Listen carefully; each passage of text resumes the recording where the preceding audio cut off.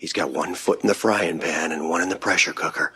Believe me, as a bowler, I know that right about now, your bladder feels like an overstuffed vacuum cleaner bag, and your butt is kind of like an about to explode bratwurst. Hey, do you mind? I wasn't talking when you were bowling. Was I talking out loud?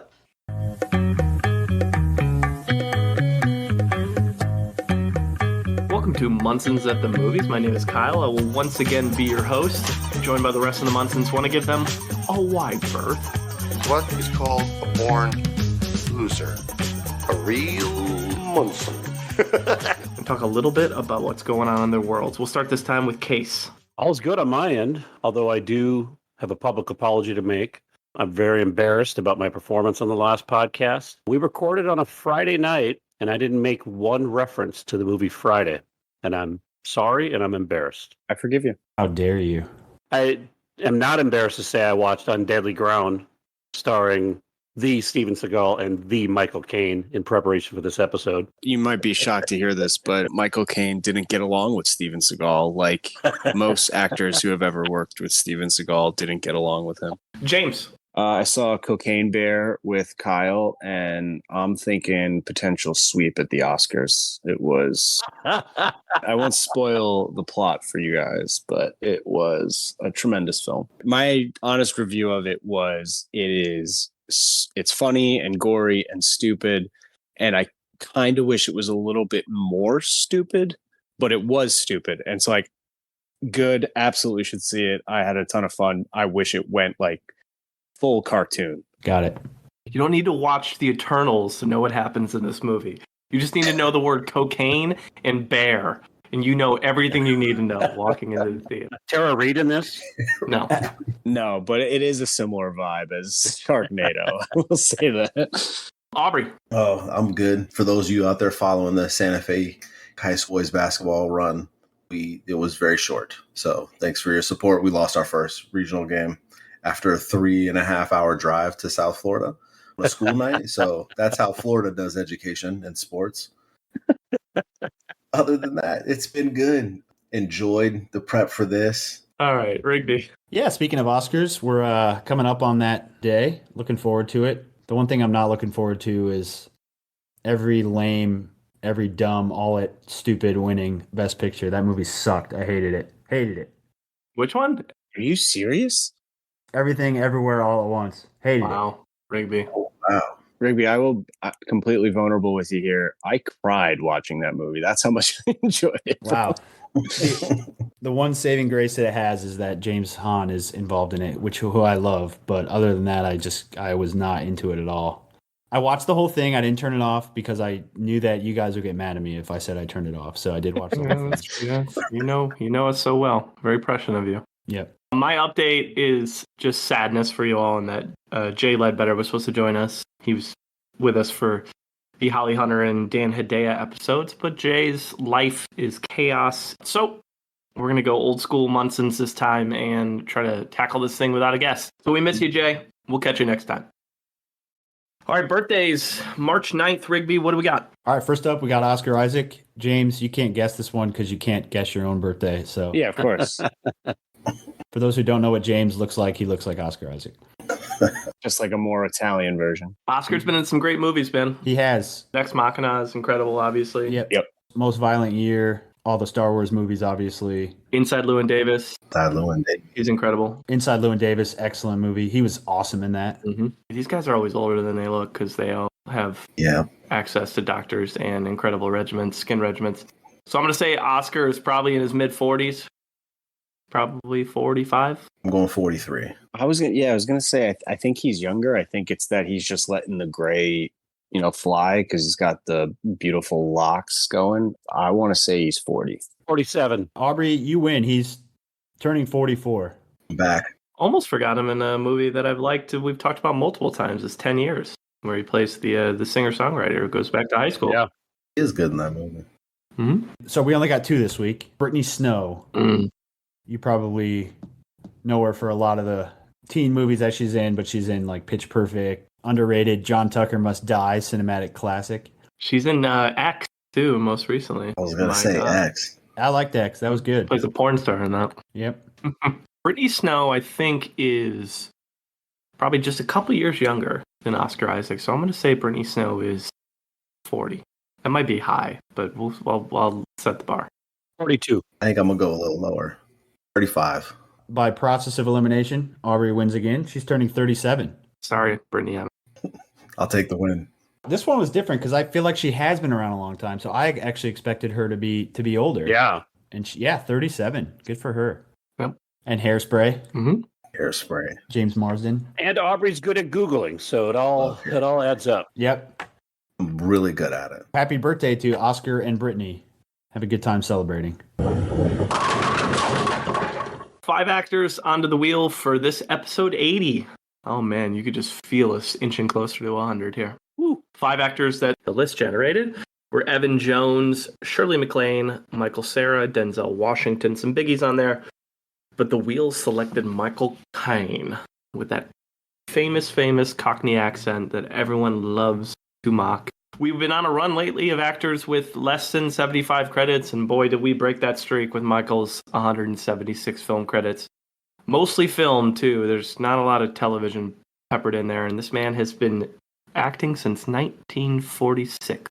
He and Maggie Smith are the 2 old heads of the people we've covered on the podcast. As always, I usually give this disclaimer for our listening audience, but for Michael, we're going to not talk about all 176, but we'll talk about a lot of the biggies, some of the surprise ones, some of the poopers, stinkers in there, and whatever else we find interesting in between. But first, we're going to start with some actor trivia and see if James can stump us Fast and Furious style. We don't have a guest here, so you guys know the rules. But for those of you listening, if you have not joined us before, I'm going to read 3 facts here, 2 of which are going to be true about Michael Caine, 1 of which is not going to be true about Michael Caine, but will be true about one of the many illustrious actors in the Fast and the Furious franchise. You guys here are going to have to guess which one that is. Fact number 1. At a young age, he was acting in a school play. His fly was undone, which led to the audience laughing at him. He enjoyed the response so much that he actually credits it as the reason he started to pursue acting. Fact number 2. He famously chose his stage name by combining part of his mother's maiden name for his first name and a play on his energetic nature for his last name. And fact number 3 is the 17th highest grossing actor in history. This is as of 2018, with his movies bringing in $3.492 billion throughout his career. Wow. That's good. Those were good. Throw my guess in the ring first. I think the lie is number 2, and that is about Gal Gadot, who plays Giselle Yasher in the Fast and Furious universe. I only say her because she's like the most unlikely connection to Michael Caine. No logic, just a lazy outlying guess. Not a bad way to approach it. I think 2's the lie as well. I'm just trying to figure out the Fast and Furious star. Cardi B. Yeah. Can't say Vin Diesel. That's too obvious. Ooh, sounds just right obvious to me. I'll go to the grave with Craig on this one. I'll go Gal Gadot as well. Ooh, look at that. Yep. I'm going to say it's also fact 2. So I know he's got a stage name. I don't necessarily know where the stage name came from, but I know he's got a weird first name. So I think that was actually none other than Brie Larson, because Brie reminded of her favorite cheese, and it was a quite lively brick of Brie cheese, and that's why, I don't know, I'm just coming up with shit. That's the best I can come up with. I'm trying to pick new actors in Fast 10, you know? Guys, Kyle nailed it. I have to go with 2 also. Ooh. And I'm going with Ja Rule because his energy rules. That's why he picked that stage name. Our guessing philosophy tonight is fucking awful. I'm also running out of rappers to guess during this. So no one guessed fact number 1, and that is because it is correct. At the age of 10, Caine acted in a school play where he was actually the father of the ugly sisters in Cinderella, and his fly was down and everyone laughed, and he said he's been chasing that high ever since. He's like, some people would find it horrific. I thought it was awesome, and that is why he just continued at, I think he graduated high school fairly early and continued to pursue acting around like the age of like 16 or 17. Everyone guessed fact number 2, but first I want to go fact number 3. 17th highest grossing actor in history.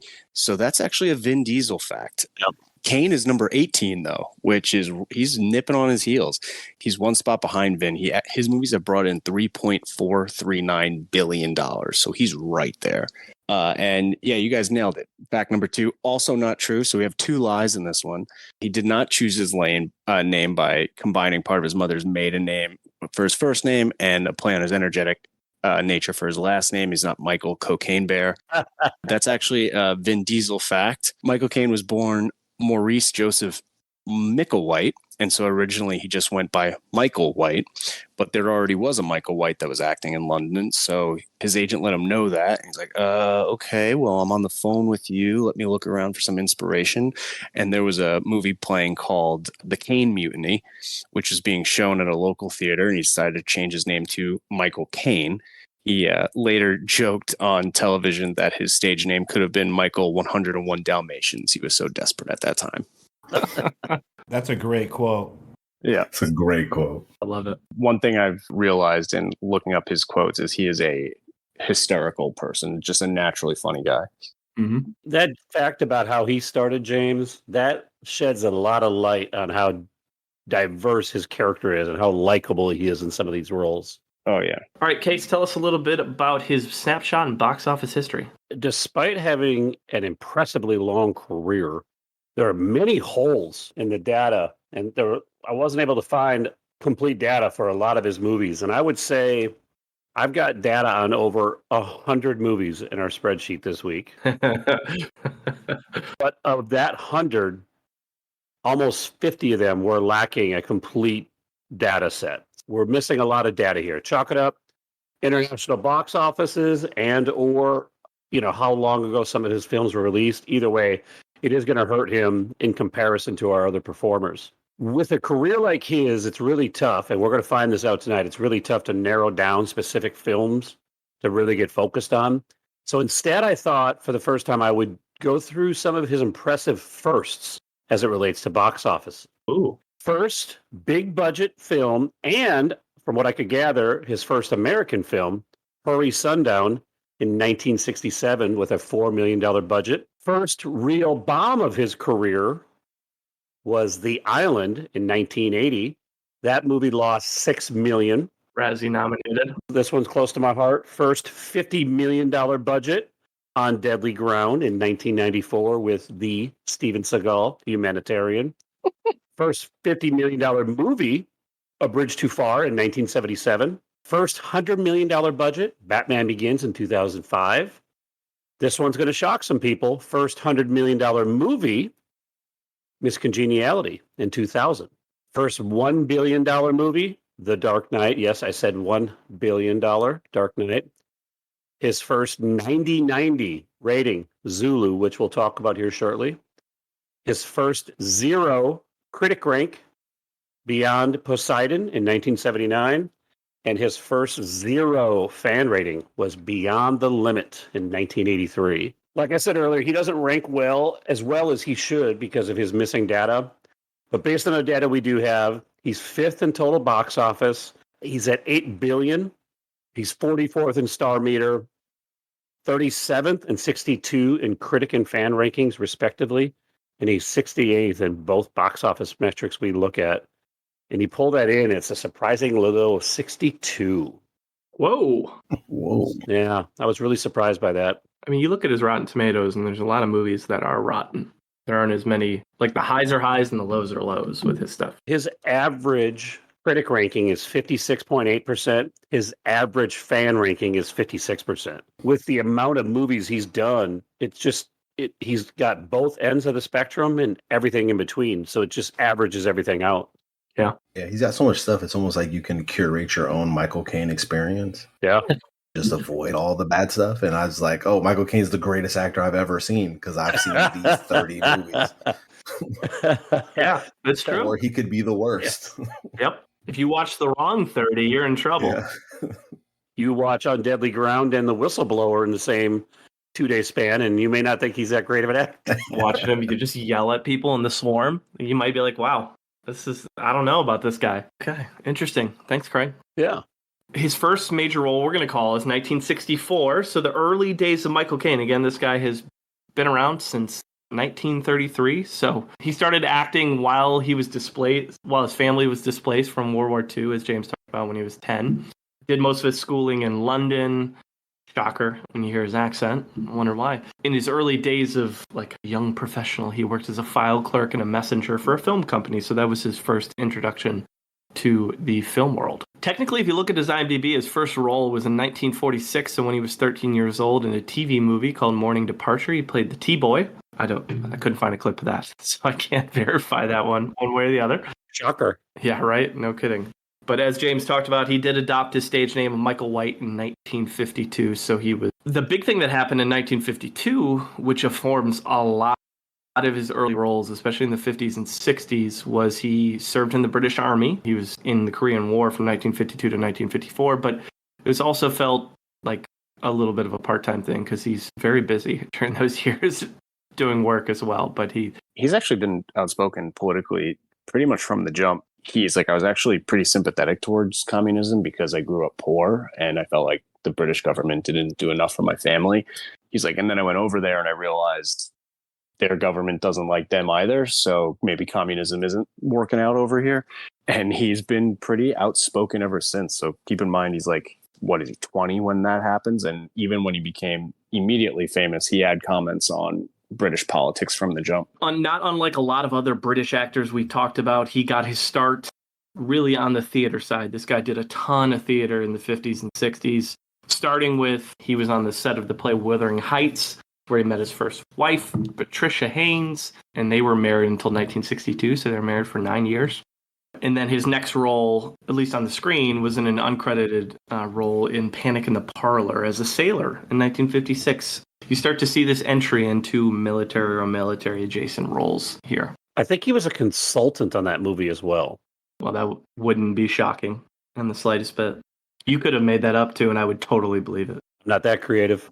Tying to that theater scene, what I would call probably a leg up in his career that led to some other roles later is he was Peter O'Toole's understudy in the stage scene in the late 50s, so around 1958.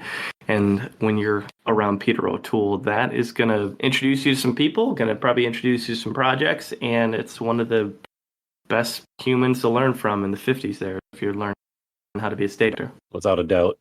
So between 56 and 64, in that 8-year span, he did 21 different TV spots. Like, there's so much here. If you go to his IMDb, there's a huge chunk of stuff before Zulu in 1964. So 21 TV spots, including a 4-episode run on BBC Sunday Night Theatre, playing different characters between 56 and 58. And he did 18 feature films or TV movies during that time, and many of them are war-related films or shows. So he came out of the Army and stayed in a lane for the first 8 years of his career. He does not look back on that very fondly. I think he referred to it as like professional purgatory. Mm-hmm. Yeah, he could have been very easily typecast into that for the rest of his career. Mm-hmm. So I'll be interested as we talk about it to see where that pivot happens. So riding the coattails of the military roles all the way into what we're calling his first major role, which is 1964 Zulu. He plays Lieutenant Gonville Bromhead. And this was the review that Jay was supposed to handle. So we are going to just kind of piecemeal this together based on other folks who have seen this. So set in the late 1870s, it's the British Army is fighting the Zulus in Africa. It's really just kind of a story of an outnumbered British force fighting against like an overwhelming amount of Zulu warriors. So hearing about this movie, I had to watch this. Being it was made in 1964, I was like, I need to see what happens here. And to my pleasant surprise, this movie goes hard. Yes. I love this movie. It is really good. I mean, there's some stuff in it that was also made, in the 60s. So, like, kind of know what you're getting when you go into it. It wasn't as bad as I thought it was going to be. It could have been so much worse. Yeah, like, get sideswiped too many times. By like just like whoa. Outside of them constantly going, oh no, all the time, you're like, all right, I get it. Like, come on. I think my biggest problem is like I don't think a Zulu person said like an actual word. So like that, maybe that part. Other than that, it's as a war movie, it's like brilliantly like written and paced. Stakes are clear. It's very clear to see what these guys are going up against. You get to spend time in their camp to see who's there. It's a lot of sick soldiers, a lot of injured soldiers. I think they're there to build a bridge. So they're not even there to really like engage in any fighting. And this kind of just shows up at their doorstep. This is a fun sentence. Outside of the British imperialism fact of this, it's a pretty like kind of heroic story of war in that sense. That's the way it's positioned, and it works. Like, you can excuse what's actually happening from a political sense. It works from a heroic story standpoint, which to me I found to be even more interesting, though, to like walk away from that and be like, yes, obviously this is terrible from a political sense that the British are even here doing this type of thing, but what role do the men that are fighting in this war play in that? It takes you, if you want to, this movie allows you to go into a lot of different really interesting places. It's an incredible movie. Michael Caine is really good. He's like low-key kind of funny from time to time, in what's a really serious role, and he has a lot of makeup on. Those are my biggest takeaways of him. There's a lot of makeup. He's pretty charismatic for being a really young actor. I mean, when he steps on the screen, the movie does step up a little bit. Mm-hmm. As soon as he starts going, his charisma shines through pretty clear, which that's what a movie like this needs, because it's relatively slow paced. It's kind of long. It doesn't feel that long, but he helps that. Just someone that's like really easy to watch and can fill up the screen with energy. I feel like every movie gets better when he comes on. Agree. Interesting side point with this movie. He is playing kind of like a upper class British officer, and he is notably has a Cockney accent, which I guess in England is like a working class to lower class. And because of how he looks and his stature, he was giving the more snobby role. And he signed a 7-year contract with Embassy Films, who did the production of Zulu. Joseph Levine released him from that contract because he thought he tested as gay on screen. Whoa. And he's like, yeah, and like, that's not, we want to put you in like war movies, and like, I don't know, it's just not your thing. Michael Caine called him out in his memoir. He's like, yeah, and after that, I decided, like, if my presence is going to make my sexuality come into question, then I'm going to ham it up as much as possible. And I think in his next role, he played Horatio in Hamlet, and he's like, I'm going to use that to my benefit. And it probably is for the best if it got him out of a 7 film contract with someone who is looking into things like that as a reason to fire someone. Often those early long film contracts actors and actresses sign, they end up being shitty contracts. Yeah. Yeah, you're right. It did him a favor because he probably avoided 6 dog shit movies. Like the Zulu sequel. There is? There's another Zulu movie. Come on. Yeah, well, there you go. Yeah, I think he ended up getting nominated for an Academy Award pretty shortly after. So I think things worked out for him. Yeah. James, that man, Levine, has been dead since before we were born, and you just get all over his grave, and I love it. Yeah. At least we can rest easy knowing he's in hell. He died in 1987. Also, I told you guys he had a lot of makeup on in that movie. He did. He really did. This is his first major role. That's a 90-90 audience and critic rating. Okay, I know earlier I talked about where does his career pivot a little bit from the military roles, and I think it's 1965 because the big role he takes in 65 was he played Harry Palmer. His first of 5 roles as Harry Palmer in the Ipcris File, a role that got him a BAFTA nom. So coming off of Zulu, he gets a British film nomination for his next role. When you look back, you're like, why did they hire him in Goldmember? Well, he was Harry Palmer. Yeah. Like one of the original spies, right? Shit, he's probably about 20 years early, or he would have been Bond instead of Sean Connery. Mike Myers has said that a lot of Austin Powers mannerisms are based off of, swinging 60s characters that Michael Caine plays. So Harry Palmer and Alfie, where it's this charming, smooth-talking man who's kind of a womanizer and cool. Obviously, Mike Myers makes him cartoonish in Austin Powers, but that's why he made sure he got him in the second one. That's cool. And we'll note the other Harry Palmer films as we go along, just mention them, but this is the big one that kind of set it off for him. In 1966, he played Michael in The Wrong Box. Then he hits what we're going to call his highest critic score, which there were 4 options at 97% on Rotten Tomatoes. So it was like, take your pick. We're going to go with Alfie because Alfie is one that he is very well known for, and early in his career has a lot to talk about. So this movie was actually remade. It's one of two movies that were remade of his, where Jude Law plays the Michael Caine character. Alfie, the original, came out in 1966, and Michael Caine plays the title character, Alfie. Young man from working class London, not a stretch for our boy. He comes across, dude, he is like overconfident, charming, and completely self-absorbed. He's a womanizer. It's all about him being uber successful with the ladies and using them kind of for his immediate pleasure without the emotional involvement. It's shown as like a playfulness in through his eyes, but you see that it's kind of emotionally devastating for all of those he leaves in his wake, which I thought was fascinating for a movie to kind of be that nuanced in the mid 60s. I didn't expect it. His callousness towards these women kind of contrasts with the delusion that he's staying, because it breaks the fourth wall, and the delusion is that he's causing no harm. One of the reasons I find this movie refreshing is that it is such an old movie, and I bet that the breaking of the fourth wall at that time probably didn't happen that often. Like, he starts off the movie talking directly into the camera and it continues, and I was like, wow, I didn't see that in older movies. I googled it, James. It's like the third or fourth movie that ever really did that. There were a few in like the 30s or 40s. I guess it's kept the movie fresh when you watch it today. He's super charming in it, and he's just sleazy enough for you to know that he's not a great guy, and you get to watch his character grow from beginning to end. He's nominated for an Academy Award for Best Actor. I think this movie actually got like 4 Academy Award nominations. Mm-hmm. And he says that this is the movie that made him a star. Almost instantly, he's like, I'm recognizable in America. I could base the majority of my career off of how well this movie did. A couple of funny tidbits I found from here is he has a few scenes with actress by the name of Shelley Winters.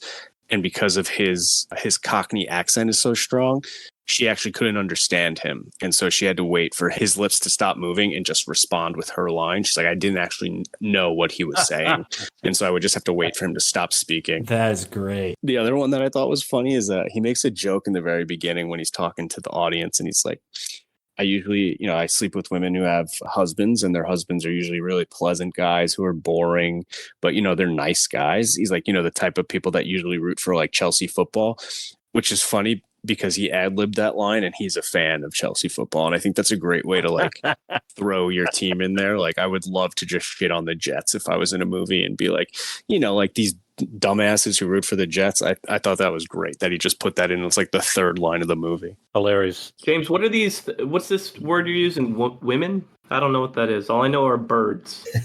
Birds is still a slang used in England today when it comes to, I guess for us, we call them chicks. So I guess that's still technically a bird slang. Yep. It's funny. At one point, another character's like, can you just stop calling my wife a bird or an it? Can you just call her like my wife? Like, it's kind of insulting. He's like, well, you know what I mean. Birds, it's all the same shit. This is my favorite performance of his throughout his long career.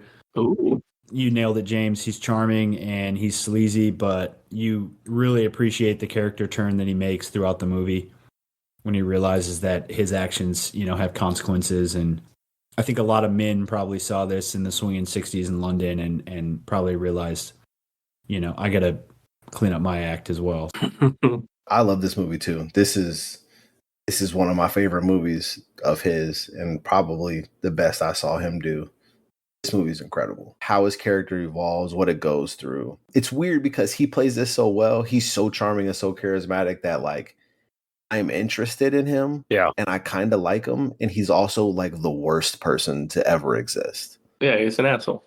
Sucks. It's so compelling. I don't know how many people could pull that off. So like it gives like a real good lens into his ability. And it's maxed out as an actor. And we're at the end of the movie. Rigby, I'm glad you said that earlier about this being one of your favorite roles, because as I was preparing for this episode, I thought back to the DiCaprio exercise I put myself through. Favorite role, favorite movie. So by the end of the episode tonight, I want to hear your guys' favorite Caine role, favorite Caine movie. Nice. All right. Fair enough. Amen. I think I already gave away mine. Both yeah. So it's okay. Mine. It's both favorite role and your favorite Caine movie? No, this is my favorite role. My favorite. Okay. My favorite movie is I think we talked about it in the group chat. So, but I'll reveal it later. Yeah, wait, hold Okay. it. Savor it, Yep. baby. Savor it. Coming off of Alfie, blows up huge, and he has 2 back-to-back films as Harry Palmer in Gambit and Funeral in Berlin in 66 and 67. So we see some more of that spiral. And then he goes back to the military side in Battle of Britain. He played Squadron Leader Canfield in 1969, a movie that has really good reviews I didn't get a chance to watch, but based on what I saw, seemed like a movie that people really liked. And then the original Italian Job from 1969, he plays Charlie, kind of the crew runner of the team, and just a really fun movie. Incredible movie. Yeah, I just remember him wearing like nice suits and driving gloves the whole movie. Mm-hmm. Like he just looks like a thief, how you'd want a thief to look. This movie, 2 takeaways. Michael Caine is amazing. Just charisma everywhere and practical effects. Yep. Need more practical effects. This movie's famous for, I think, coining the term cliffhanger. Oh. Because the movie, well, I don't want to give it away, but the movie literally ends on a cliffhanger and you be the judge is literal. So there you go. And the goal keeps sliding farther and farther Such a great sequence. to the end of the truck while they're hanging off. That's the part where I was like, holy shit. I mean, it was great up until that point already, but the way they filmed that whole sequence with it teetering on the cliff. They're shuffling around in the bus. It's long too. Mm-hmm. Like it draws out the tension. It does. Michael Caine's like, all right, get farther back. Get farther back. And he starts like army crawling to get close. And he's like, oh, nope. It's not going to work. We're all going to die. It's awesome, man. Speaking of the remake, who plays this role better, him or Mark Wahlberg? Probably Wahlberg, right? I mean, only one of these guys thinks they could have stopped 9/11. So. Yeah, exactly. They're just different movies though. Like they're just different and different characters. Yeah. Different tone. Yeah. All right. Well, speaking of a different tone, I think when we mentioned Michael Caine, I think Case was like, wasn't he on Rowan and Martin's Laughing? Yeah, he sure was. 1969 to 70. Great show. 3 episodes of it. Not a ton, but he did 3 episodes. And it's sketch comedy, right, Case? Yes. And I believe this is the show Goldie Hawn got her start on. Oh, spicy. Look at that. One of her 40 credits. Look for her. Let's go. So maybe that's where he honed some of that hilarity craft that James talked about in his interviews, because he's got a lifetime of stories that he tells in his interviews. The number 1 role on the list I saw for him was his role as Jack Carter in Get Carter, another movie I unfortunately didn't see. It's also not streaming free anywhere. But I've heard he's incredible as like a gangster in this movie. Yeah, he's a gangster who comes after the dudes who killed his brother. Mm-hmm. This was also a remake with Sylvester Stallone in the early 2000s, and it bombed. This one sucked, but yeah, the original's great. I'm embarrassed to say when you guys were texting about this movie, I thought you were talking about the Stallone one. Mm-hmm. I was like, holy shit, that's not a good movie. I don't know why they're excited for that. No, this has got an 80 Metascore. It's very, very highly rated. He kind of set the groundwork for what a lot of other gangster characters would look like in film after that. Mm-hmm. Especially getting into the 80s. I mean, at this point of his career, he's got a hefty military background. So he's done a lot of physical training and military training. And then he plays this womanizer, pretty boy in Elfie. I mean, at this point, he's pretty much positioned himself to be able to play any role he wants, any way he wants. Mm-hmm. I mean, he's so charming and so charismatic. He can talk you into anything. Yep. And then to use that as a gangster, that's scary shit. Mm-hmm. We talked about favorite movies. One of my favorite movies that I watched with him was a first-time watch for me is 1972's Sleuth. He plays Andrew. It is an acting showcase with him and Laurence Olivier, who apparently was high as fuck on drugs the whole movie. Allegedly.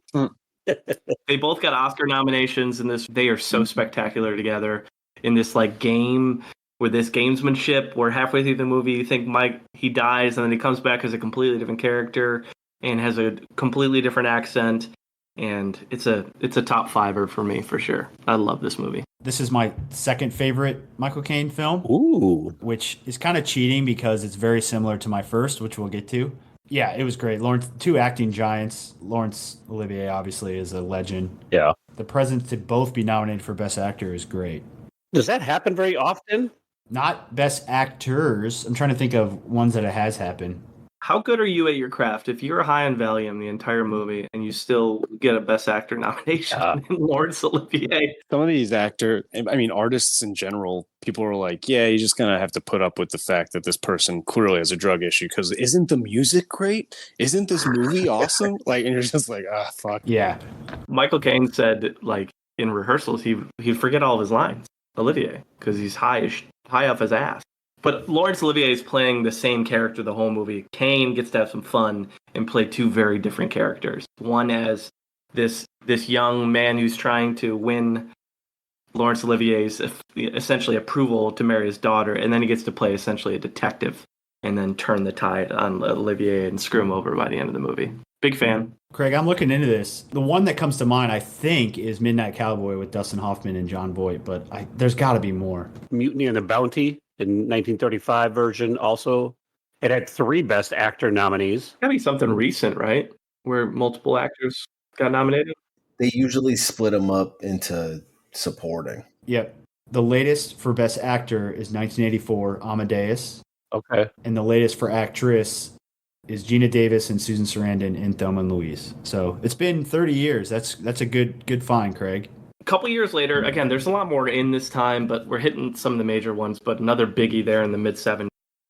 He's alongside Sean Connery as Peachy in The Man Who Would Be King, a really fun film about 2 guys who weasel their way into a foreign land and end up being worshipped by basically what is like an uncontacted tribe, ultimately. Like nobody's been there since Alexander the Great, and all of a sudden they're getting worshipped by all the locals. Sounds like a prequel to Dirty Rotten Scoundrels. In some ways. In some ways. It's a fun movie. And again, Michael Caine gets to do a lot with this role. He gets to do quite a bit. These last 3 movies there's like a small handful of movies that I will watch probably in the coming weeks that I couldn't get to. Mm-hmm. These 3 are all in it. You absolutely should. I really wanted to find time. I enjoyed this so much that I'm just going to make more. I'm just going to watch them at some point in time in the near future. We went through the 60s, and I brought up earlier the movie Hurry Sundown. Mm-hmm. It blows my mind how seldomly he does anything but Michael Caine accent. Very rarely. He's such a great actor. They're just like, no, dude, just whatever you want to, just do it.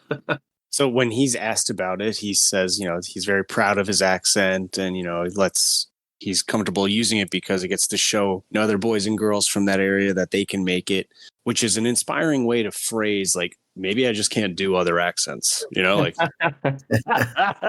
like this is all I bring to the table, Yeah, the ones we talked about, the only one that I really know where he did a little bit different was Sleuth when he played the inspector, the second half of the movie. Okay. But yeah, just crushing that Cockney accent all the way through. Yeah.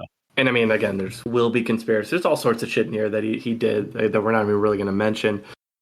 Back to the military side in 1977's A Bridge Too Far, a movie Craig mentioned earlier, played Lieutenant Colonel J.O.E. Vandeleur, another movie with really, really good ratings. I believe it's an Air Force film. I think he's in the Air Force in this one. So he's covering all the branches here early on. We've got Army, we've got Navy, we've got Air Force. 1978, so we went through like a bunch of really good movies. And again, there's some we didn't mention that aren't that great. But let me tell you, 1978's The Swarm. That was the last Michael Caine film I watched. And it is about a bunch of killer African bees. He yells very indiscriminately in this film all the time. It's a bad movie. The ratings are terrible, rightfully so. And it's like borderline racist because they don't call them African bees. They just call them the Africans the whole time. And it's kind of fucked up. Get the fuck out of here. Michael Caine plays a scientist who the president is essentially entrusted to try to deal with this killer African bee invasion that's headed to Houston, Texas. And the military want to keep coming in and obviously like just fight it with fire. They want to blow shit up. They want to drop pesticides over the community. They want to kill everything in their wake. And the whole time, Michael Caine's just like yelling at this guy. No, we're not going to do that. We're not going to kill everybody. It's pretty good, Kyle. But then the military guy will just be like, well, the Africans are coming to Houston. And it's like over and over and over again. You're like, wow, that's why this film is rated so goddamn poorly. Yes. I mean, for other reasons, too. In his defense, the Africans did go to Houston. He's not wrong. It's just you shouldn't say that. Yeah, it's a 9-19 split on Rotten Tomatoes for The Swarm, but I was like, I gotta watch. It's about a bunch of killer bees, and as Michael Caine, I gotta watch this shit. All right, California Suite, 1978, a movie we covered on the Maggie Smith episode, a movie she was nominated for an Oscar for. He plays her husband in this movie. It's a really good film. They're a fun duo to see on screen together. I didn't rewatch it for this, but good movie. You loved this movie, didn't you? I really like California Suite. It's a fun movie. I remember watching part of this on your recommendation after the Maggie Smith episode. Mm-hmm. They're one of the segments in there because they've kind of followed different couples in the film, and she's a real pain in the ass. She's very high maintenance in the movie, and he's just like, they're just going back and forth the whole time. So he's going to jaw with, again, an acting legend and Maggie Smith. I'm very interested to see how their scores compare when it's all said and done today. But a movie that Rigby talked about, he asked if we had watched, and that was 1980, Dressed to Kill. He plays Dr. Elliot. Yeah, if you've ever seen Psycho, this is a knockoff of Psycho. It's De Palma. Mm-hmm. Good little thriller, but okay, people sort of know what the twist is before they've seen it at this point. Probably not too exciting if you haven't seen it. You didn't? No, I didn't know. No, I never heard of Dressed to Kill. Oh, wow. I didn't. So I wasn't prepared for Michael Caine being the trans killer by the end of the movie. Yeah, I was going to say, here's your hint. Michael Caine is dressed to kill, but he's dressed to do something else. So there you go. From a box office standpoint, this is his fifth best return on investment. Mm-hmm. $6.5 million budget, $32 million world gross. Median. And it's got high ratings, 82.74 across the board. Yeah, it does. I have the Criterion Collection Blu-ray of this. Nice. You do? I do. I was surprised the Criterion picked it up. However, spoiler for a couple minutes from now, not the most surprising Criterion watch of my afternoon. Very different from some of the stuff we've seen him do up to this point, right? He kind of... Yeah, very different. This charismatic playboy. He's played the military guy. He's played kind of the straight acting like a comedy type of set. And then he comes out and plays this in a thriller setting. So different, unique. It's a fun movie. It is fun. It is. Also, his first Razzie nom, his first of 3 Razzie noms here. Here in the 80s, he jumps in the 80s and then he gets on the Razzie side, which is interesting. Considering the ratings are so high and the fact he was Razzie nominated for this is interesting to me. I think it's an easy context. He's a huge star and they're paying him a shitload of money and he doesn't give a shit. And he's not doing what he normally does. Yeah, cash in, man. Same year, he gets his second Razzie nom. 1980 was just a Razzie nominated year for The Island, a movie Craig mentioned earlier. Played Blair. Never seen it, but I've seen stills for it, and from that I can understand. He's the first person to be nominated for an acting Razzie Award for more than one title in the same year. Oh, interesting. Fun facts, baby. Yeah. And it happened to be, this is the first year the Razzies existed. And they're like, yo, fuck Michael Caine. Damn, they didn't like Cockney accents. No. Came out gunning. What you're saying is the Razzies have been bad from the beginning. Yeah, they don't like J-Lo or Michael Caine is what you're saying. Pretty much every time I bring them up, I'm like, I don't agree with them. But here they are. It seems like they were ahead of their time and doing clickbait before clickbait was a thing. What if we just get the most famous person possible and say they suck? Yeah. 1981. He's in Oliver Stone's The Hand. It's kind of like The Swarm, I guess. I've never seen it. Plays Jonathan. Rigby, have you seen this? You're an Oliver Stone guy, aren't you? I am, but I haven't. Got middle reviews. It's in the 50s. 2928, critic and fan. One of the things that I appreciate so far and continue to with Michael Caine's career, he does a lot of interesting stories. Mm-hmm. Whether or not they're good movies, most of them are pretty interesting. I mean, The Swarm still sounds like an interesting movie. Still interesting to watch. It's just delivered poorly. We haven't even gotten to Jaws 4 yet, right? Yes. I love that point, Craig, because that's part of the reason why I like prepping for this is because every movie was different. Yeah. And every movie generally had a pretty interesting plot. Yeah, that's a great point. Even if I didn't love the movie, it was, other than your review, everything else was interesting. But it doesn't sound like I'm alone there. Well, speaking of interesting plots, 1982's Death Trap. He plays Sidney alongside Christopher Reeve, and just a fun, it's really a play on screen. Ultimately, it's based on a play, my understanding. Killing it again. It's a play based on a play. Based on a play. Yeah. This is my favorite Michael Caine movie, Craig. Oh, yeah. Some of the plot lines are very similar to Sleuth. Okay. And just a lot of twists and turns. There's so many So many twists in this movie. Yeah, I almost don't want to spoil them for people if they haven't seen it. No. Yeah, I won't. Up until the very end. Christopher Reeve, who obviously we know from Superman. Yep.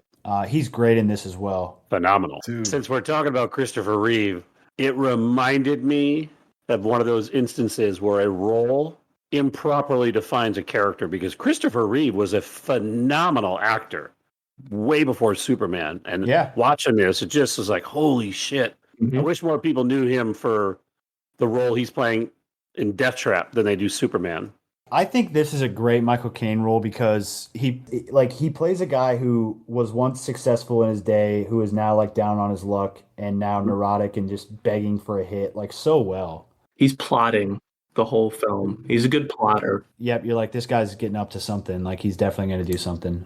Yep. And he just plays a good like drunk like crazy guy too. So yeah, I think this is the perfect Michael Caine role. I'd never seen a Diane Cannon role before. Oh.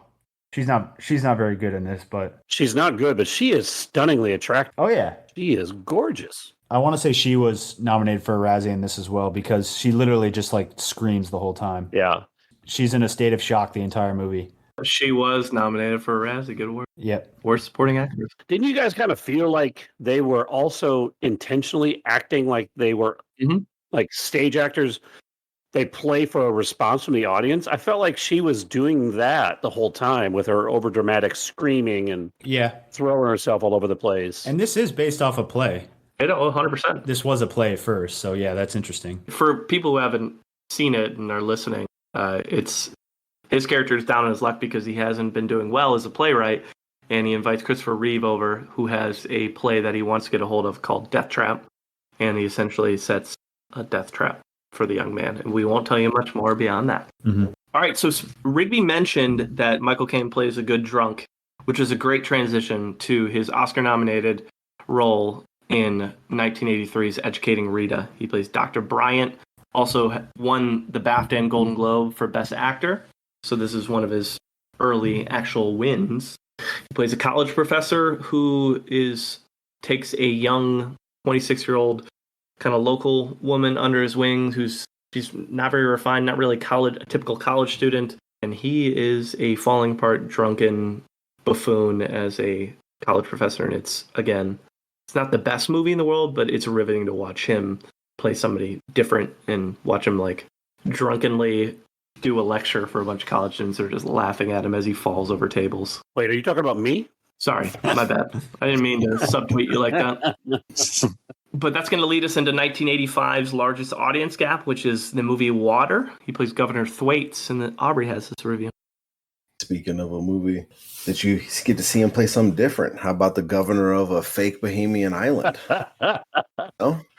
Because that's what this movie is. It looked like it was in an island type of setting. It's about a British diplomat in a West Indian island finds his idyllic existence thrown into chaos when a large American drilling company finds a huge source of natural mineral water there, which they thought was oil, and then it was water. Which that bit was funny. Essentially, this is just a comedy. It's a parody of like making fun of British imperialism. They're going after America hard. Mm. And it's more of like a goofy kind of like 80s screwball style comedy, which doesn't work for me. That's like I can do some of that stuff like in small doses, but in large doses, like this movie jumps right out the gate with it. There's like revolutionaries from this, it's not a real place, but they're revolutionaries that are fighting for their freedom that are singing, and that's their bit, is that they're singing revolutionaries. A radio station with Jimmy Walker. Dynamite! Huh? With fake dreads? Oh, come on. Was it like the hat that has the dreads on it? Is that what it was? Mm-hmm. It's one of those things where like, this was on the Criterion Channel. This is how I watched this. It was on the Criterion Channel, a place that I highly regard. I've seen great things on. And I was like, okay, so we're about to see something. And within 10 minutes, I was like, this ain't it. Not for me. If you like parodies that are goofy, like really on like over the top goofy, then this will work. Michael Caine doing a comedy thing, but it's not. It's kind of his like more like regal style of comedy. It's not. He's not all that goofy. The goofiness is happening around him in pretty much every direction. I'm not big on not finishing movies. Ooh. So instead of like just turning it off, I'll just stop paying attention. That's kind of what happened here. Went about 40 minutes and I was just like, it's just not for me. It doesn't really work. It looks really bad. It looks like something you'd watch on YouTube. How is this on the Criterion channel with a 0 to 68 split, 0% from critics? I have no idea. You'd be surprised. There's a lot of stuff on there that's just like has no business on there. It's like ironically. So the Criterion channel is very different from the Criterion collection in terms of how they're curating things. Mm-hmm. And so what I've learned with the Criterion channel, while I love the Criterion channel, it's like HBO Max is my favorite streaming service just in general, but Criterion is like the one I hold the closest to me because I've discovered a lot of really great things on there. Yeah. And what they do is they just release stuff in like, here's like 20 movies from this person. Okay. Yeah. Or from this time period or about this thing. And it'll just be for like 1 month, Mhm. 1 month period too. So it's probably in there in the mix of some sort of playlist they've got going on because it has no business really being on there. I found this movie to be quite bad. Well, I'm looking at the cast. I see Billy Connolly. I see Fred Gwynn, who I know best from Pet Sematary. Just kidding. From My Cousin Vinny. better watch out for that road. But then the band in there, the singing Rebels, is Ringo Starr, Eric Clapton, and George Harrison. That's kind of cool. Because there's like a whole music video sequence at the end. They sing their revolutionary song that allows them to get their freedom. Spoiler for Water. You're welcome. All right, so where do you sit on the gap? The 68 to 0 gap? Hard for me to give a movie 0, especially because I'm going to talk about Jaws of Revenge soon. I'm closer to 0, though. Let's say that. 10. Honestly, I would recommend it to someone who likes really goofy, over-the-top stuff, who's like kind of here for the bit. Okay. Because it does have sharp parody elements to it, but it doesn't seem really interested in like the intellectual side of what they're parodying. Got it. Really just there for like, I'm going to be really on the nose. Aubrey, did it get into his diplomatic policy and his campaign strategy very much? This fucking guy. Remove him from the podcast. It did not. I don't think so. I'm still blown away that the Singing Rebels band is like potentially some of the greatest rock and roll musicians of all time. Half of the Beatles plus Eric Clapton. Yeah, it's pretty impressive. 86 to 87, a couple, before we get to that stinker that we just mentioned there, a couple movies that are not stinkers. Mona Lisa, he plays Mortwell, 1986, a film that, again, a new watch for me. Loved it. Michael Caine plays an asshole. That's what I put in the show notes on this one. Are really good. He's the baddie in this film who, he's not a pimp, but he's like working with the pimp, blah, blah, blah. I love Bob Hoskins in this. He's fantastic. Mhm. I actually think I saw this on the Criterion channel now that I think about it. A couple of years ago. So there you go. So definitely recommend Mona Lisa. Not Mona Lisa Smile, but Mona Lisa. Very different films. Correct. Ultimately. And then his one Woody Allen film on the filmography, he's in Hannah and Her Sisters, plays Elliot, a role that got him his first Oscar win, alongside John Turturro, who plays a writer in this movie. Yeah, I love Michael Caine in this. He's in love with his sister-in-law, but doesn't really know what to do about it. It's a great moral conundrum. And yeah, contrast that with Woody Allen, who, like you said, is sort of manic and crazy in this movie. Shocker. Yeah, Michael Caine's like more the kind of the sad, pathetic guy that you don't really know what he's gonna do. And yeah, he's great in this. Well-deserved Oscar.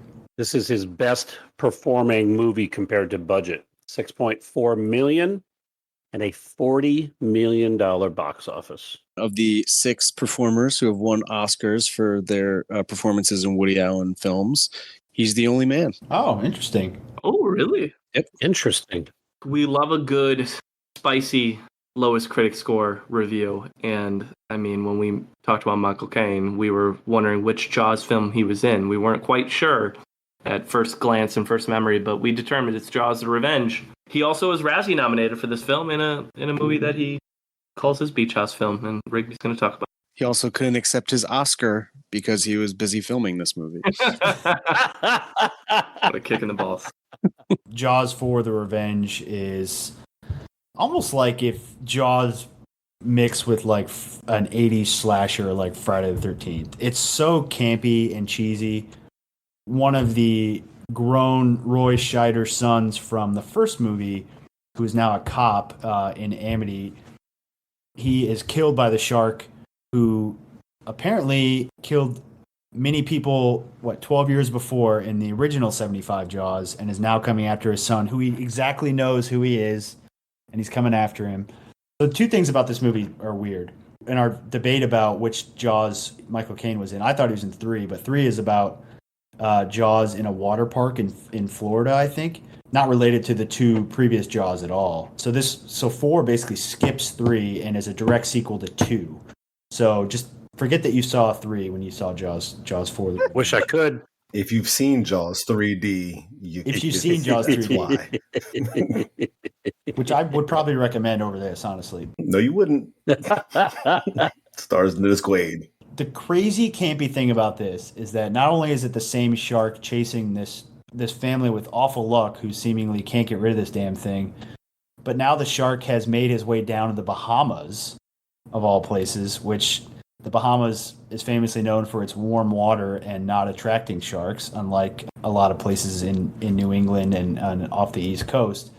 So I rented it on Amazon, and I couldn't turn it off because I didn't want to have a did not finish on my review, but I made it through about 50 minutes before I kind of stopped paying attention. Michael Caine is whatever. Anybody could have played this role. No one's the pilot that Michael Caine is in this film. I can't believe you would disrespect him like that publicly. Yeah. It's unbelievable. Michael Caine plays this island pilot who kind of starts falling in love with Lorraine Gary's character, who is a widow. Roy Scheider's character has a heart attack, which they don't really show or allude to. He's just dead when the movie starts, so that was kind of a weird one. He's supposed to be the guy who's like consoling her, but there's like no chemistry or charm whatsoever between the two. Literally anybody could have played him. I could have played this role, and it would have had the same effect. This is definitely a black eye on Michael Caine's resume, unfortunately. And the reviews kind of spell it out. I think it's like, what'd you say, 5%? 0%, baby. 0. Wow. Yeah. Even worse. 0, 15 for this. Yeah, audience with a 15. Yeah, it sucks. It's terrible. It's not as bad as Speed 2. No. So it doesn't take the honor of worst sequel that we've seen on this podcast, but it's close. It's close. Took me 3 tries to watch this movie. I kept falling asleep every time I tried to watch it. It sucks, doesn't it? It's terrible. It's surprisingly boring for a shark movie. Right? It's got like a weird like 80s slasher vibe to it, but like it's not scary at all. Dude, this shark can smell his family members and tracks them down across the... Yeah. Literally in a matter of days, Amity, Massachusetts, which is basically Martha's Vineyard, all the way down to the Bahamas, like in a matter of days. That's impressive. It's really fast. Yeah. Sharks are known to be good swimmers. Yeah, super fast. On a mission. That's a shark that perseveres, baby. You ever heard of cocaine bear? From the most recent audience review, just says "fuck this shit" with like 30 exclamation points. Rigby, I didn't know you were getting published. Yeah, I try to keep that one anonymous. What's the username? Stephen C. Denman? Yeah. Denman Jobin. Iowa Hawkeyes fans. Yeah. I find this movie interesting differently than you guys do. This is his first franchise movie. Yeah, that's true. Late to the game. Our final review is largest critic app. It's The Whistleblower. He plays Frank, 1987. Case has it, and I hope, much like my viewing experience, it was a DNF, so I'm kind of hoping Case does not finish his review either, and it'll be really ironic. If you just drop off at some point, I'll completely understand and respect it. I have a high level of resiliency. When I'm assigned a task, I get it done. All that being said, this movie blows. The Whistleblower, that is. It is a 1986 British spy thriller based on a 1984 novel by the same name. The fact that this movie came out in 86, correct? 87, technically. 87, 86. So within a 2 to 3 year period that this book is released, this movie comes out that fast.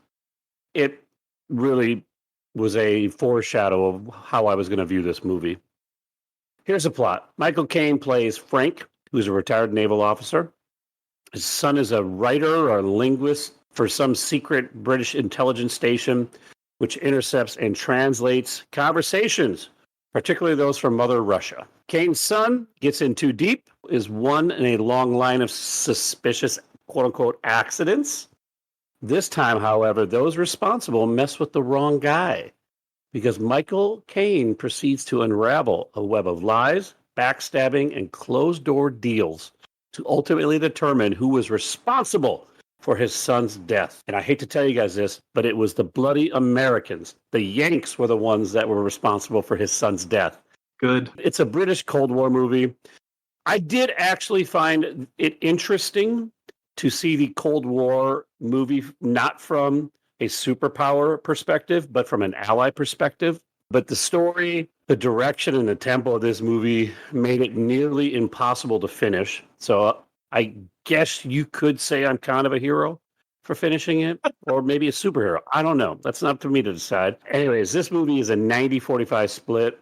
I mean, I get where the critics may be coming from on this, because I would assume most of the critic reviews were British journalists, British reviewers, and this movie portrays and brings in the news industry very prominently in its storyline. I could see where somebody would be sympathetic with this movie. Also, I would imagine if somebody in England grew up not knowing anything about the Watergate conspiracy, they probably wouldn't find All the President's Men super interesting. So I didn't have a great perspective to enjoy this movie. However, I thought it sucked and it bored me nearly to death. I am still here, so I survived. But it's just not a very good movie. And I think you could easily surmise that I'm on the audience side of this gap. Shocker. Yep. I appreciate you acknowledging that you might not have the historical reference for it, for a movie that like you wanted to dunk on, because that's like a very mature take. And I don't know if I would have had the same one, where it's like, yeah, you know, if you don't have the historical significance, it, like I don't, it, you know, didn't impact me, but fuck this movie. It felt like a poorly made for TV movie. It's not my favorite movie, so this is not one of my two yet. So that was our last review. And so we've got essentially a bunch of stuff between 1988, the year that a couple of us were born, to now. So we're hitting all the big stuff. There's a lot in here, but we're going to hit some of the big ones. First and foremost, my favorite film that isn't called The Dark Knight, Dirty Rotten Scoundrels. This was my first watch of the Michael Caine research, and I fucking love Dirty Rotten Scoundrels. The two of them together, him and Steve Martin, they're so opposite of one another, and Martin's zany character versus his like stuck-up womanizer, but doing it in a bougie way is such a great match, and it's so much fun of a movie. I love it. I completely agree. I think their chemistry works. I think the fact that they don't work well together makes the chemistry work so well together, where like Michael Caine is disgusted by Steve Martin's attempts and like immediately smells his bullshit and is like, this guy's going to fuck my money up. He's so bad at this. Mm-hmm. I thought it was very funny, and I think it still holds up. Mm-hmm. I agree. It is a hilarious movie. I'm with you, Kyle. And I love the way it ends with them getting screwed over, both getting conned, and then teaming up with their who conned them. Mm-hmm. And they're like, screw it. She's got a plan. Let's go. It's just a great movie. I agree. Love this movie. First time watching it. Same. And I love this movie. I think this movie is important because this kicks the door open to be in comedies or actions or whoever the biggest star is. Because Steve Martin in 1988 was as big of a comedy star as you could have. Right. And so for those two to play off each other so well, after that, it just, he could pretty much do anything he wanted. Rightfully so. Mr. Destiny, a Rigby favorite, plays Mike the bartender alongside our boy Jim Belushi. This also has Rene Russo in it too. So this is, I think, the third Mr. Destiny mention. Good movie. Go check it out. Say that every time we mention it, but none of you have probably watched it yet, but I'm saying it again. He wrote the first of 3 memoirs in 1992. His first one was called What's It All About? One of his memoirs is a book. It's named, a lot of people don't know this, and it's a phrase that he uses often that he didn't originate, but just became like a pop culture thing that people thought he did originate. And it was someone mocking him, doing an impression of him. It's like, oh, a lot of people don't know this. And it became so popular in England that he's like, fuck it, I'll just name my book that. Embrace the suck. I love that. Yeah. And then another big movie in 92 that I think a lot of people recognize him from. He played Scrooge in The Muppet Christmas Carol. He was a great Scrooge. I like how it's like very much a Muppet movie for everyone except him. Yep. He is fully committed to Scrooge, and I like that, especially with, Charles Dickens stories. Yep. The delightful film. He doesn't do much between 92 and 99, though. There's like 5 roles in there. The only one that I think I almost put on here was Blood and Wine, because we talked about it before. Somebody, actor we've discussed has been in that. But otherwise, James, do you know why he didn't do much between 92 and 99? There was a while there where he decided that he was going to do 2 movies a year as just like a schedule thing. And then you have a couple of pretty horrific bombs in the late 80s, and he didn't get that many roles. Yeah, because I'm looking at that. On Deadly Ground was in 94, the one that Case mentioned with Steven Seagal. And then he did get an Emmy. I don't know if he won it or if he was nominated for Mandela and DeClerc in 97. He played F.W. DeClerc. So he did a couple things, but there's really not much between 92 and 97. But then this upcoming movie and his career explodes again. Yeah, he comes back with a vengeance, and The Cider House Rules as Dr. Larch and wins another Oscar. I love The Cider House Rules. It'll get you emotional, man. It's a great movie. It's a sad one. Absolutely. I always love the score in that film. And well-deserved Oscar in this one. Good performance. Yeah. Hip as a character who really, really doesn't want Tobey Maguire's character to go work in apple cider and being a lobsterman. With J.K. Simmons, who doesn't say a fucking word in this, but just plays her dad as the lobsterman. I forgot he was in this. You guys notice that? Yeah, I forgot he was in this. Yeah, he's the dad. He didn't have a line of dialogue in this movie. It's chocked with great actors. A young Paul Rudd, who's just handsome. He's just a handsome fella in this movie. Charlize is unbelievably gorgeous. Delroy Lindo is a maniac. But the millennium hits 2000. He gets knighted by the Queen. I'm honestly shocked it took him this long to get knighted by the Queen. Yeah, to be completely honest. She had to get over 13 years of Jaws after Jaws for the Revenge. That's a fair point. Either that or she was nervous about him running for office of some sort from his water appearance. And honestly, he'd said so much shit about the British government. Like, he specifically moved away from England. And as he left, he was like, I don't like any of the decisions they're making politically. So maybe they had to, there's like a little holding period and be like, hey, with this prime minister, if I knighted him, that might be like a fuck you to the prime minister. So I got to wait. Yeah, that actually makes a lot of sense that he wins the Oscar in 90. Like, shit, we can't ignore him any longer. I know. Fuck it. All right, let's knight him. Yeah. We call him Sir Michael Caine the rest of the way? I think we have to now, right? I always have, actually. Okay, I'll do it. Same year, though, he's in that movie, that big moneymaker, right? Miss Congeniality. Plays Vic. Yep. Dude, he's hilarious in this movie. This movie's awesome. Yeah, this movie's very funny. I can't remember what his title is, but he's like a pageant whisperer, basically. And he's just an asshole to Sandra Bullock. He's so funny. My favorite line of his is when he says, never even been around young girls. If you haven't seen Drop Dead Gorgeous, go watch that. But also go watch Miss Congeniality. I knew I'd get Rigby on that. Never even been around young girls. Car accidents. Insurance. Everybody's favorite Sir Michael Caine role, 2002. Plays Nigel. Austin Powers Faja in Goldmember. Truly one of the most perfect punchlines. Like, just the building of a joke and the punchline is his line in this movie with, there's only 2 types of people in this world I hate. Those who are intolerant of other people's cultures and the Dutch. And that is just a perfect fucking joke from start to finish. Final words for this episode wrote themselves.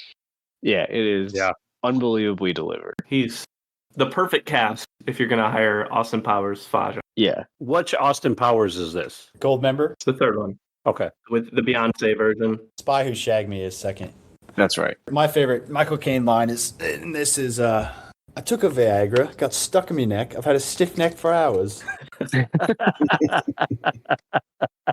My favorite part about this film is that it brought us the song Daddy Wasn't There because of all the trauma of Nigel not being there for him his first time. Daddy wasn't there. I will say, though, of all of the three Austin Powers, this is probably the one that holds up the least. I think the first one, when I rewatched it, I forget why I rewatched it. Maybe I just rewatched it to out of fear that they don't hold up anymore.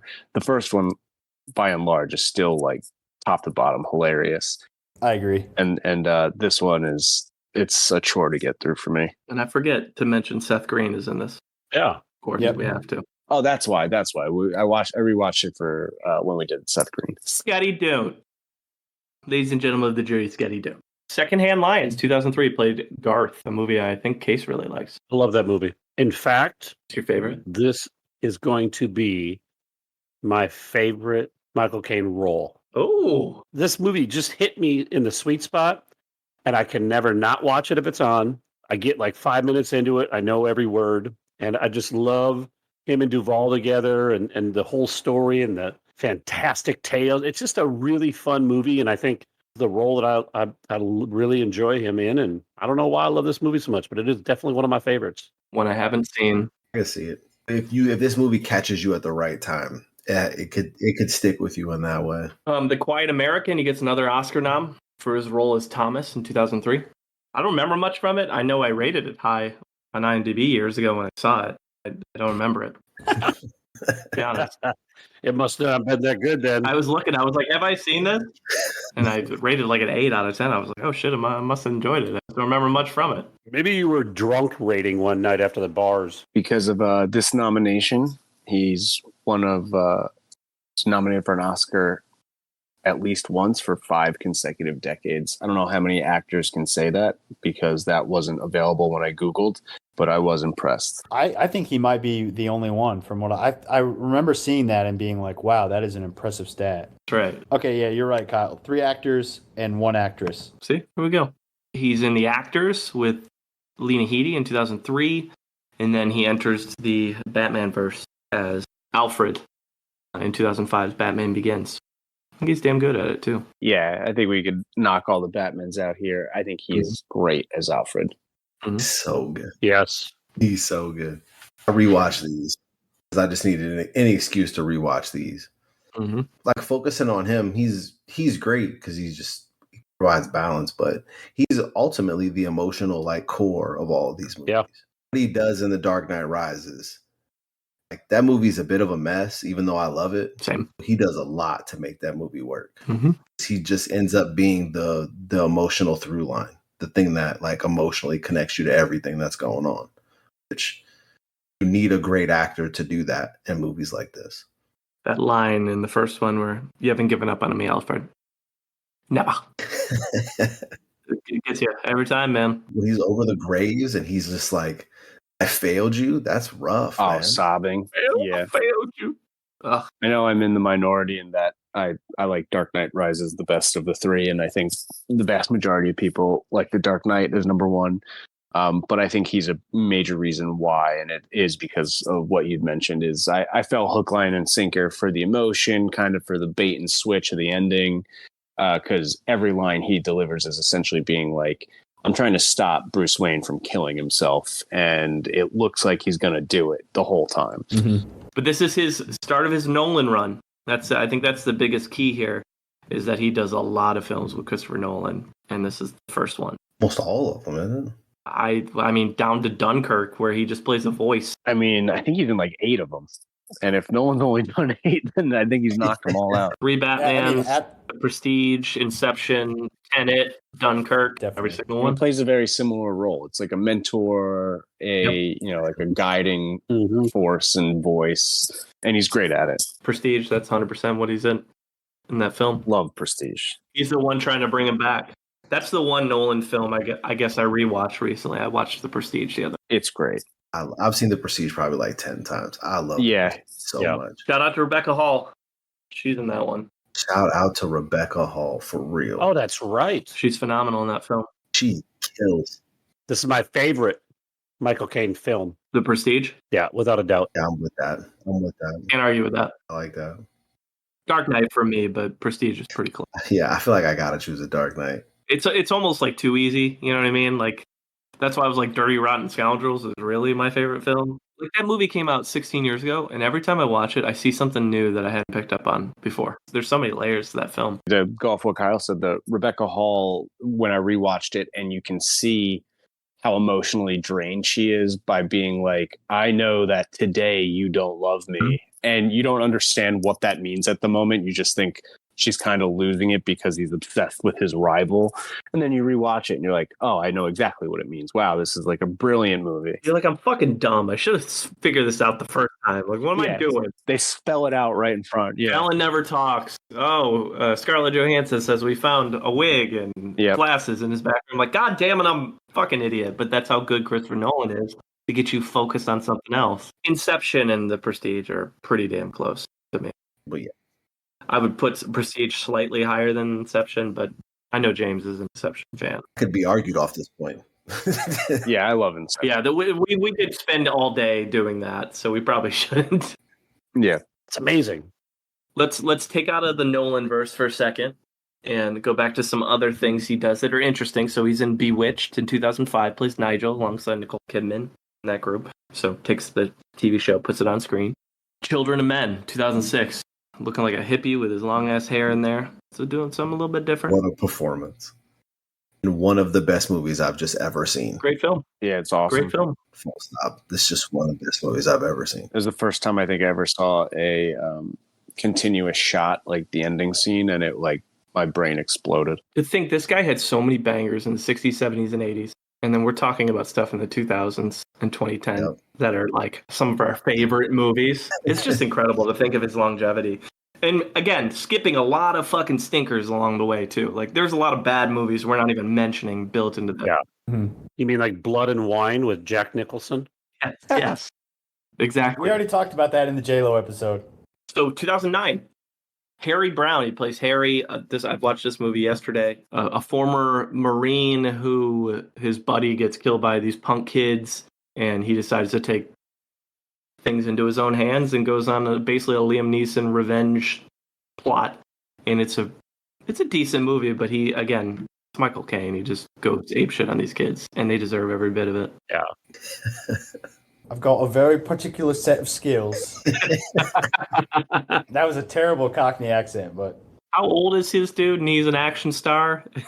In 2009, he's like 80, 78. It's impressive. Yeah. Very impressive. And granted, his character is like falling apart by the end of the movie because he's old as shit, even in the role. And he literally like passes out from like heart failure after trying to run one of these kids down. So it's very realistic, which at this point is one of the most popular mentioned films outside of Marvel projects in Munson's 80 episodes, because we've got JGL, Elliot Page, Leo, Ken Watanabe, and now Michael Caine. We're Tom Hardy's got to be coming soon because we're hitting this whole fucking cast. Yeah. As you've heard 4 or 5 times at this point, big fan of this movie. Yeah, right. Go listen to those episodes for our Inception review. How about that? Yeah. Inception is great. Where we cover actors who have meteor roles in that movie. Yeah. Caine. Yeah, Kane's in it for like 5 minutes. But 2011 is like a big shift, slight shift for him. He goes into the voice acting world. He does Romeo and Juliet and Cars 2, 2 movies we talked about other times.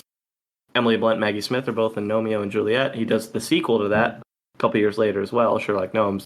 And then Cars 2 had Bonnie Hunt and John Turturro. So goes to the voice acting side. He's old. And he has a great voice. Yeah. Yeah, why did it take him so long to do this? Yeah. I expected to see more of this. Maybe he finds voice acting boring. That's true. I mean, who knows? He did teach a bunch of acting classes in the 80s, all about like how to play to the camera and play to your fellow actors. And he's got these style. And then it's like, how do you do that? Just sitting in a studio and recording lines for a day. He also made it clear that he'll do something for the check, though. Yeah, I mean, he did Jaws. The bag is big enough. That's right. Now You See Me, the movie that Aubrey mentioned, he did the sequel as well. There's the third one coming out. He's doing the third one as well. How there are 3 of these movies, I have no idea. People fucking love magic, Aubrey. I know. It's street magic, dude. I would consider myself to be one of those people in movies. I like movies that are about magic. I just think it's interesting. However, and the first time Now You See Me came out, when I watched it a while ago, like on its release, I thought it was good. Rewatching it just recently, I think this movie's terrible. And I also think that Mark Ruffalo's character, who is mostly a person who hates magic, is the person who wrote this movie. It's a movie about magic, but seems to not like or respect the magicians at all. And it's just a bizarre movie. What a reflection. It's weird. It's so weird. I remember liking the first one and then hating Yeah. the second one. And so you saying rewatching the first one, it also sucks. I probably just won't rewatch it because I definitely know I'm not going to see the third one. I don't remember anything about Now You See Me Too, except I don't either. I think they were in a bank and they threw a card. That's it. And it hit the ground and skipped around. That's the only thing I remember about Now You See Me Too. I'm learning tonight that since 2006, Michael Caine loves magic. It all started with Prestige. Prestige, and now he's done 3 more. And probably more than that. Great movie about magic. This will be his 4th Right. magic film. Come on. In the least surprising role choice of all time, he was in King's Secret Service in 2014. That movie is great. Oh, it's I phenomenal. think that movie is great. Sequel's awesome. I've never seen any of these movies. Whoa. I saw the one that was like the super campy one, which I want to say was one of the more recent ones. And it was Prequel? hilarious. It was great. I enjoyed it so much. You're probably thinking of the second one where Julianne Moore. plays the Yep. baddie. It's awesome. Yep, that's the one. It's a great villain. She's great. Yeah, Rigby, get your shit together. Those movies are a lot of fun, and the camera work is incredible. Yes. Action is great. I think the first one is a legitimately great movie. The second one is messy, but it's a lot of fun. Yeah, it's purposely stupid, like in certain parts, yeah. A crossover with Matty Dillon in 2017's Going in Style with other old-ass actors doing old-ass things. Oh, yeah. Oh, yeah. He's one of those 3 old-ass actors in that movie. And then, like I mentioned, just very brief appearance as a voice in Dunkirk so we can say he made it into that Nolan film. Just got to get it across. Get it on the board, baby. 2017, another Seth Green crossover in Dear Dictator with Odeya Rush, where he plays a foreign general who is the worst human ever and has to escape and ends up going to America to stay with one of his biggest fans, who is this girl who's writing him, and she has to hide him, that he exists. Well, Michael Caine likes to get paid, so it makes sense. That's right. 2020, he's in one scene in Tenet, plays Crosby. I remember getting so hyped in the theater when he showed up, too. Sir Michael Crosby shows up for one scene to, again, explain the significance of the situation and then disappears forever. They reference him later in the movie, but that's it. Mm-hmm. Tenet's badass. I liked it on the rewatch because I had a better idea what the fuck I was watching. Come Away, a crossover with Gugu Mbatha-Raw and Angelina Jolie. I talked about this before, a very dark twist on Peter Pan that did not go over well at Sundance that year and with critics since then, but hey, here we are. Another movie that did not go over well with critics at all because it was Lena Headey's lowest critic score was Twist. He plays Fagin, a pretty big role in this movie of a modern retelling of the Oliver Twist novel with street kids and parkour. If you guys remember talking about that one. This movie didn't score with anybody. 9 and 8 for critic fans. That's awful. And it's not just like a side character. He plays a pretty main role in this. So that's a hit on the old resume.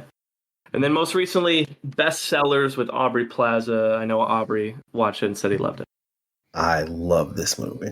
I feel like it's a little bit made for me, though. It's just like, it's a real intimate, like, character study. You're just analyzing these two people and how they deal with trauma and loss and expectation. You kind of go through just short journey through that with these two, and they're both killing it.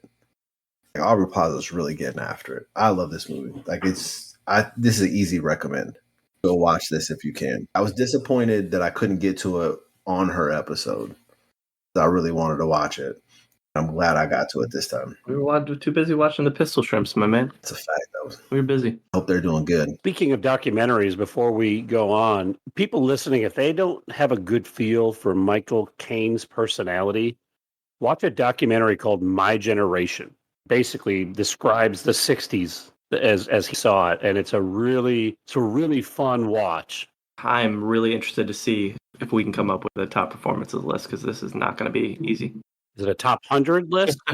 To no one's surprise, there's a lot of lists out there. I didn't find a lot that were actually ranked numerically, though. Okay. So we're going to go ahead and give it to CAF G0, a commentator on IMDb. He ranked Michael Caine's top 10 performances. This list is from 2018, so it has most, if not all, of his performances from his career.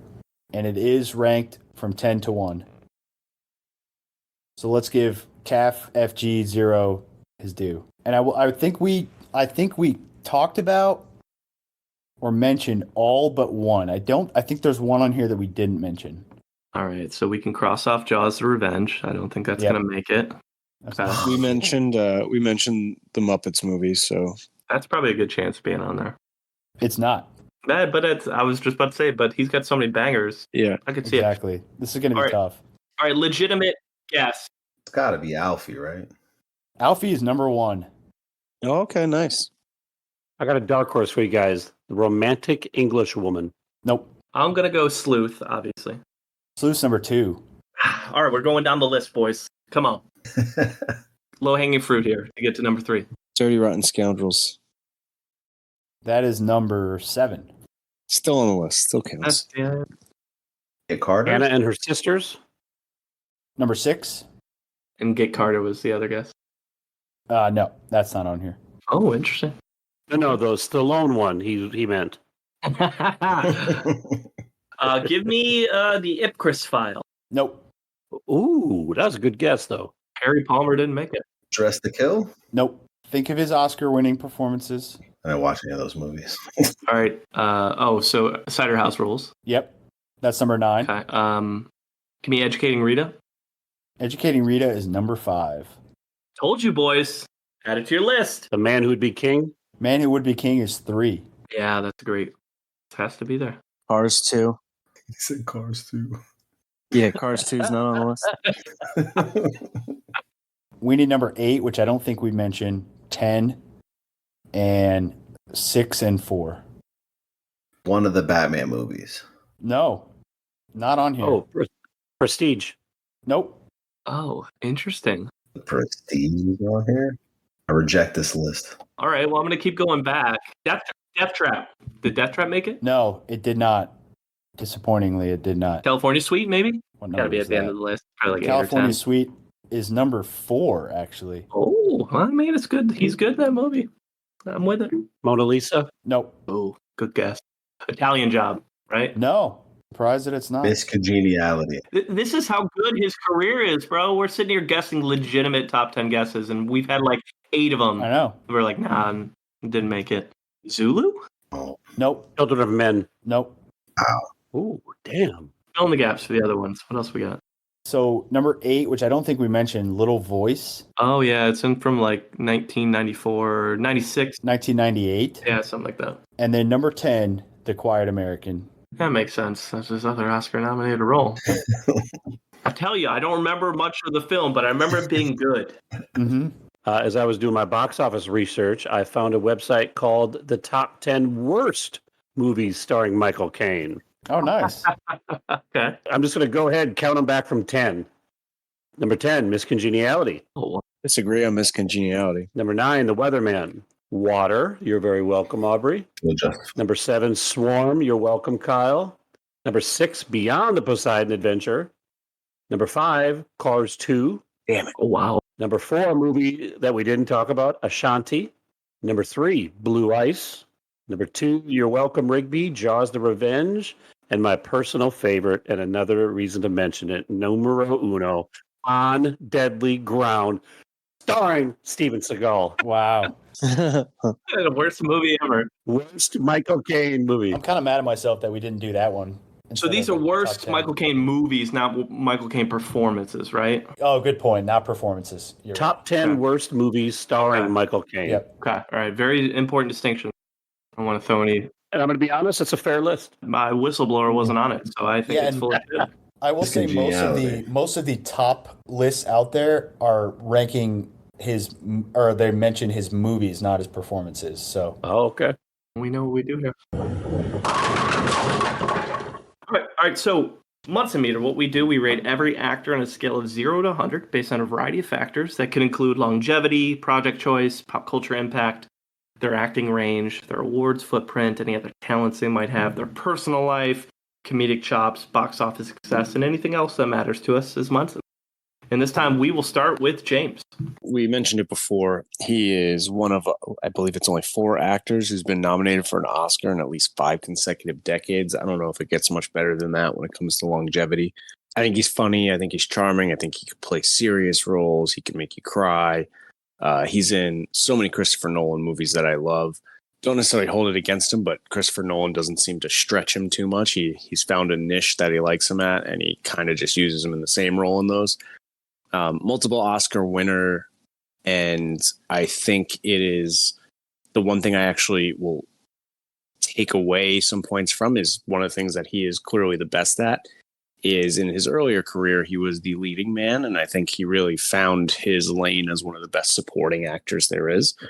I think that is the only reason why I would take a few points away near the end of his career. Obviously, he's had some stinkers, but there are so many bangers in there, and so I gave him an 84. Ace. Yeah, James, I think you nailed most of the points there. I mean, the guy's an icon. He's the embodiment of the saying, everybody else in that movie's bad, but he's really good. I mean, it's almost every movie he's in.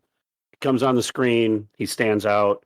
I don't know that he always selects great projects, and he doesn't always work with a lot of other great performers. I'm going to give him my second highest score ever behind Leo. And I think the only thing that separates the two of them is that I'm just a lot more familiar with all of Leo's work. I mean, Michael Caine's an icon, and it's tough to come up with anything negative to say about him.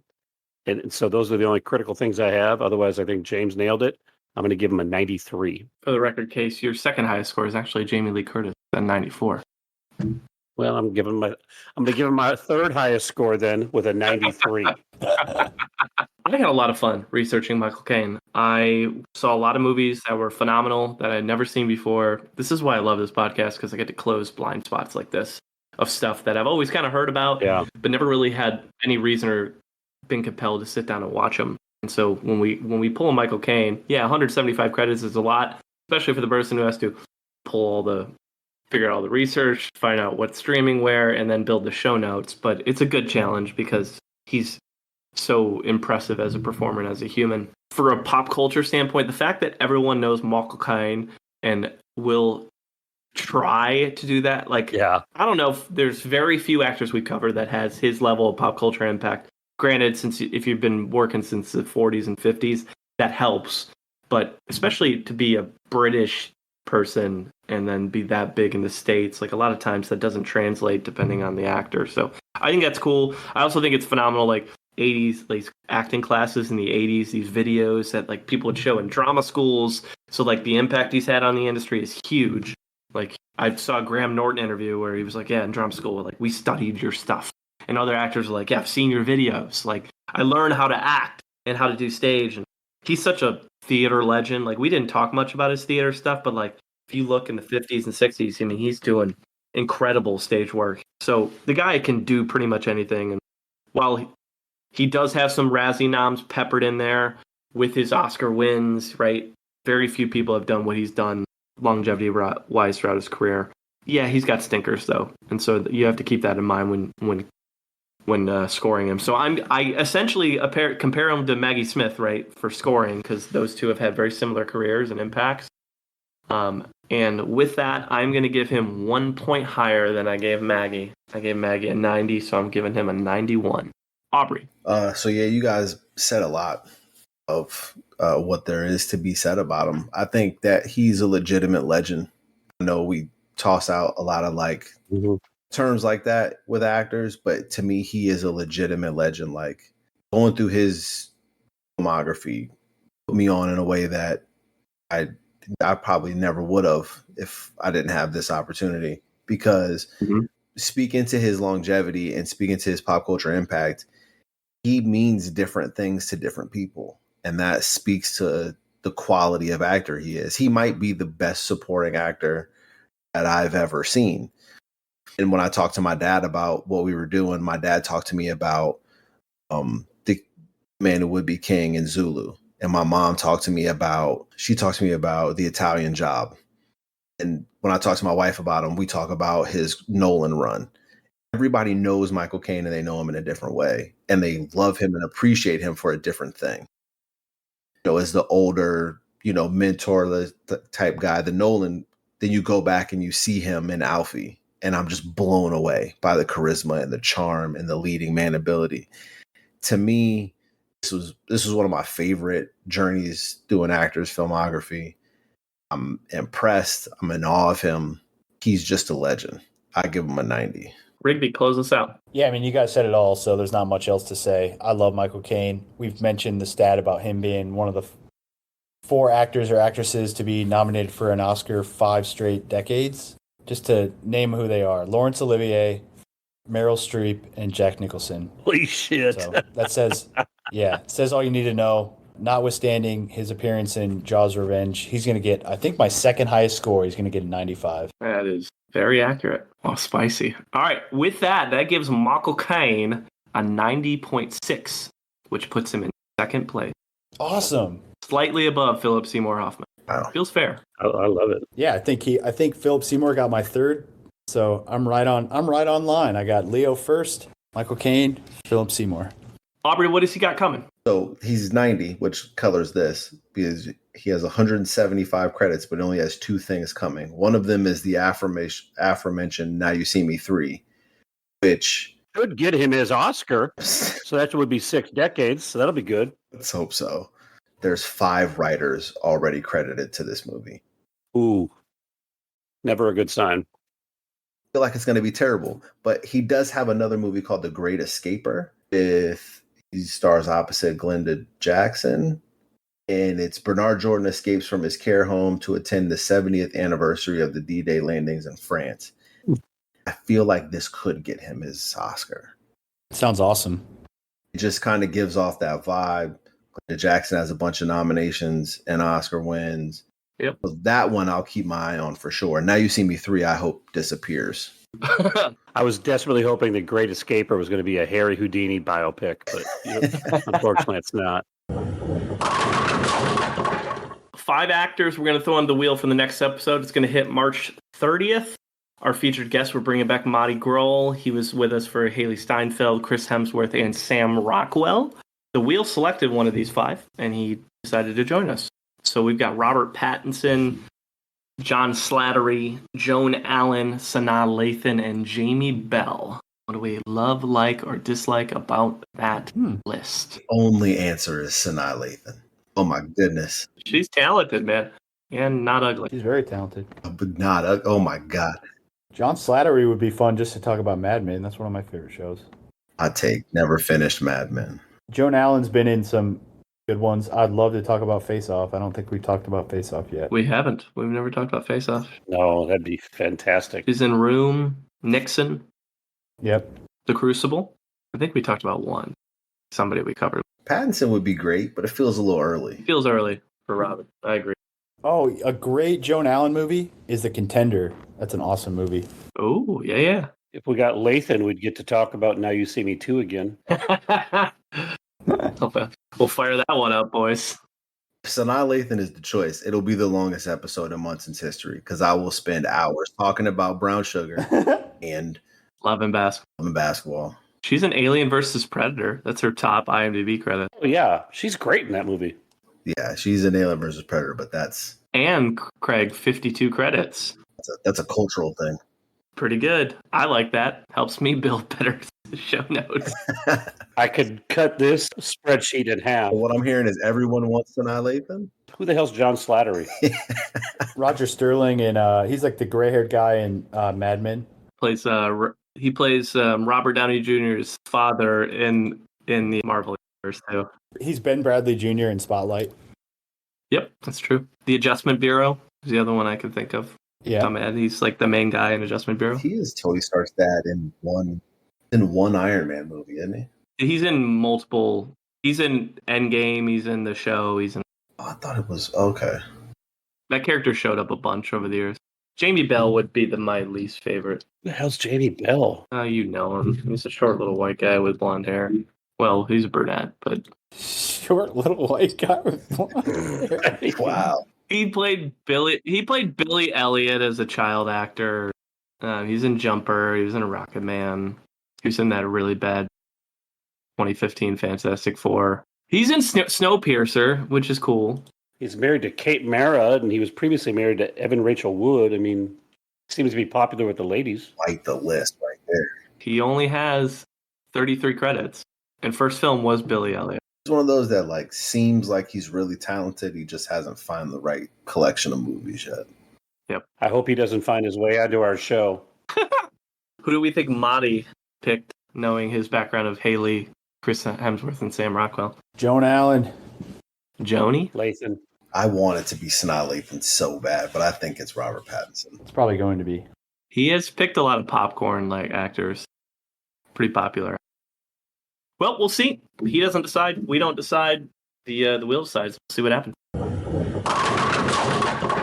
Thanks for joining us. Glad you made it this far. And we know this was a long episode, but when you're covering Sir Michael Caine, it's hard not to tell the full story.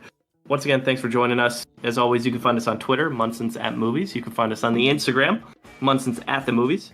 You can email us, munsonsatthemovies@gmail.com. Any final thoughts from Michael Caine? Don't play the laughing boy. There are only two things I can't stand in this world. People who are intolerant of other people's cultures and the Dutch. What? Munsons out. All right, let's go. Thank you for the education, gentlemen. We've just received a PhD in stupidity. Doctor, shall we? According to Gallup polls, 1 in 12 Americans is unaware that the bird is the word. Bird is the word.